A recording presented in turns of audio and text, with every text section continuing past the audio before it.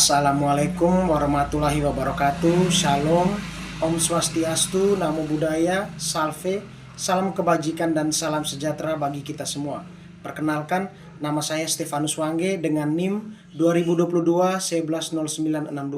Program Studi Ilmu Hukum, Fakultas Hukum dan Sosial Humaniora, Universitas Flores. Video ini dibuat untuk memenuhi nilai tugas mata kuliah Filsafat Hukum dengan dosen pengampu Bapak Agustinus F. Pascalino Dadi, S.Phil M.Hum. Pada kesempatan ini saya akan memaparkan analisis masalah hukum ditinjau dari aliran hukum Critical Legal Study. Critical Legal Study atau CLS adalah aliran filsafat hukum kritis yang berkembang terutama di Amerika Serikat pada akhir 1970-an. Aliran ini muncul sebagai reaksi terhadap pandangan hukum yang dianggap terlalu netral, objektif dan rasional, seperti positifme hukum dan liberalisme hukum. Critical Legal Study memandang bahwa hukum tidak netral dan tidak berdiri di atas semua kepentingan, melainkan dipengaruhi oleh politik, ekonomi, dan kekuasaan. Sering digunakan untuk mempertahankan kepentingan kelompok dominan, tidak selalu mencerminkan keadilan sosial. CLS menolak anggapan bahwa hukum adalah sistem aturan yang logis, stabil, dan objektif. Latar belakang munculnya Critical Legal Study. CLS lahir dari kritik terhadap positifme hukum. Hukum dianggap hanya kumpulan aturan tertulis. Liberalisme hukum diklaim menjamin kebebasan dan keadilan, tetapi dalam praktiknya sering ketimpangan sosial, kelas, ras, gender yang tetap ada meski hukum berkembang. CLS juga dipengaruhi oleh Marxisme, teori kritis, Frankfurt School, legal realism. Beberapa tokoh penting Critical Legal Studies antara lain Duncan Kennedy, Roberto Mangabeira Unger, Mark Tushnet, dan Morton Horowitz. Salah satu yang saya ambil adalah Roberto Mangabeira Unger. Dalam Critical Legal Studies, Roberto Mangabeira Unger adalah seorang filsuf dan politisi Brasil yang lahir pada 24 Maret 1947 di Rio de Janeiro. Ia merupakan profesor di Universitas Harvard dan pernah menjabat sebagai Menteri Urusan Strategis di pemerintahan Brasil. Akar pemikiran Unger dikenal karena pemikirannya yang luas, mencakup teori sosial, filsafat hukum, ekonomi, dan agama. Ia percaya bahwa manusia memiliki kemampuan untuk melampaui konteks sosial dan mencapai kehidupan yang lebih baik. Unger juga mengkritik struktur sosial dan ekonomi yang ada dan mengusulkan perubahan radikal untuk menciptakan masyarakat yang lebih adil dan demokratis. Karir akademik, Unger menjadi salah satu profesor termuda di Universitas Harvard pada usia 29 tahun. Ia juga merupakan salah satu pendiri gerakan Critical Legal Studies yang mengkritik metodologi hukum tradisional dan mengusulkan pendekatan yang lebih kritis dan progresif. Karyanya antara lain yaitu The Singular Universe and the Reality of Time, Politics, a Work in Constructive Social Theory, The Critical Legal Studies Movement. Gagasan utama Unger dalam CLS yang pertama antara lain hukum tidak netral.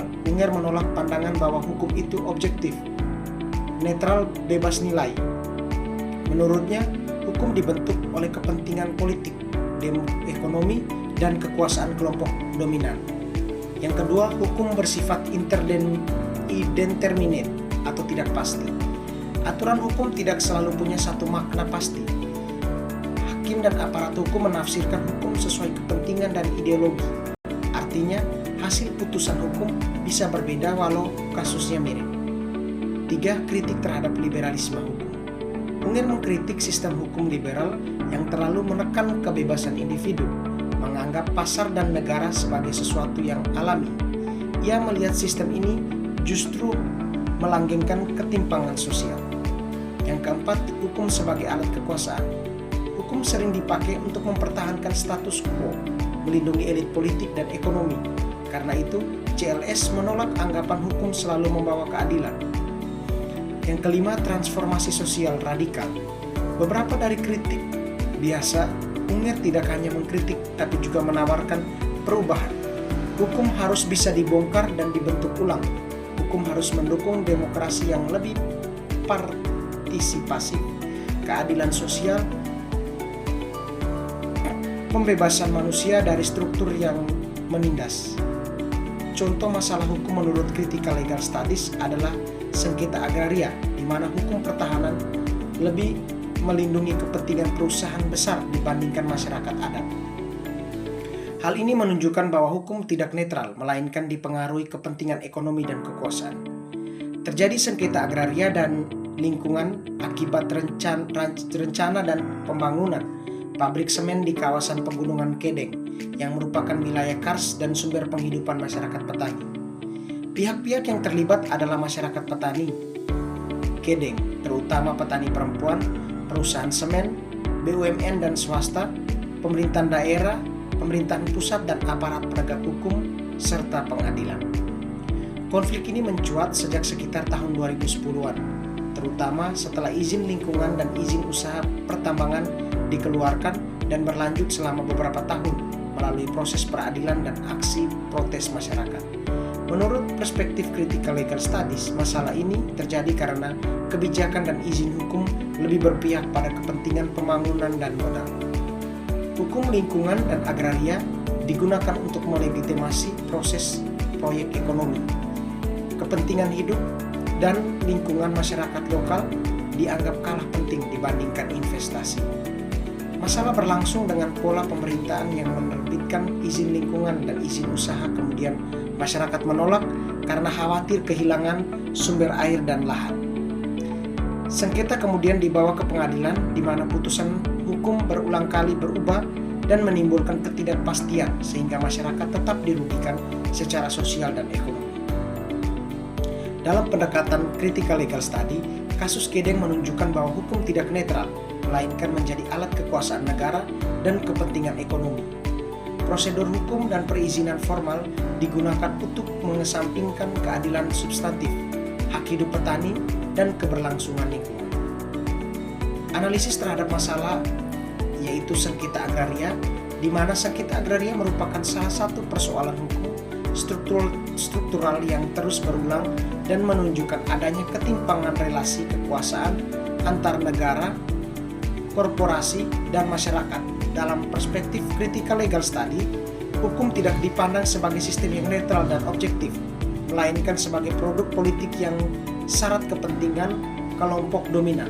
Oleh karena itu, sengketa agraria tidak dapat dipahami hanya sebagai konflik hukum biasa, tetapi sebagai manifestasi dari ketidakadilan struktural yang dilegitimasi oleh hukum itu sendiri. CLS mengkritik hukum positif yang sering diklaim menjamin kepastian dan keadilan, namun dalam praktiknya justru memperkuat dominasi pemilik modal dan penguasanya. Dalam sengketa agraria, peraturan perundang-undangan, sertifikasi tanah, dan izin konsensi seringkali berpihak kepada negara atau perusahaan besar, sementara masyarakat adat dan petani kecil diposisikan sebagai pihak yang melanggar hukum. Menurut CLS, kondisi ini menunjukkan bahwa hukum berfungsi sebagai alat legitimasi kekuasaan, bukan sebagai pelindung kelompok yang lemah. Lebih lanjut, CLS menolak anggapan bahwa hukum bersifat netral dan rasional. Dalam konflik agraria, penafsiran hukum oleh aparat penegak hukum seringkali bisa terhadap kepentingan ekonomi dan politik. Pengusuran lahan